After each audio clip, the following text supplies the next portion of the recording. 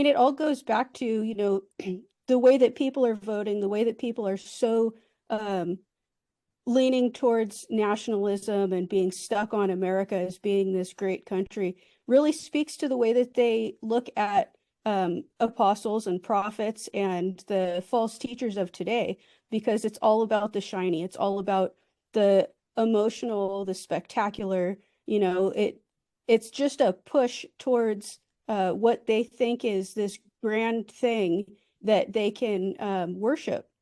So, like, when you're looking at the way that Brown handled himself at the roundtable discussion, he was so grandiose, he was so pompous and acting like a super apostle, acting like he was just going to correct everybody there.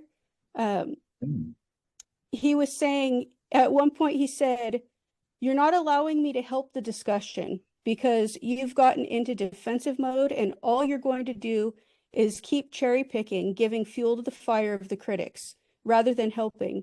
You should say, 'Oh, Michael, you know these guys. So where we're missing how this works, tell us.'" I came here with one goal: to glorify the Lord and edify the body, not to be right, not to win a debate. You are not allowing me to help the discussion because you've gotten in a defensive mode, and all you're going to do is keep cherry picking, giving fuel to the fire of the critics rather than helping people. You should say, "Oh, Michael, you know these guys, so where we're missing how this works out, tell us," as opposed to, "Well, that's not fair that you have more time." He's telling them, like, you need to be listening to me. I can tell you how to redefine these things so that, I don't know, it's sound, it works. It's not NAR, whatever you want to say. But this sounds like someone who thinks that they have prime authority. Yet Brown also pretends that he doesn't consider himself an apostolic authority. So can you speak to this and other hypocrisies he operates under? But to understand the framing in that roundtable, Doug and Holly were trying to make scriptural arguments based upon things the false teachers have actually said. Brown's position again was to assume that always the pure motives for the people in question because he knows them and never evaluates. He never gets to evaluate their teaching unless he's forced to. And even then, he mitigates it or he minimizes it.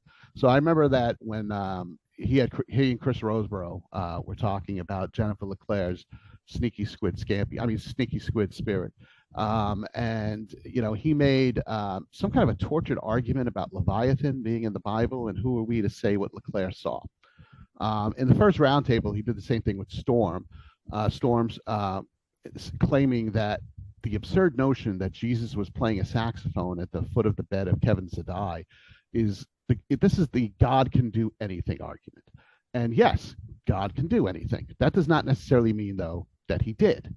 So this is what you hear all the time from this side of the argument is things like, well, God used a donkey, and God did use a donkey once in 6,000 years. That does not mean you get to make an ass of yourself today and constantly represent positions that are clearly ridiculous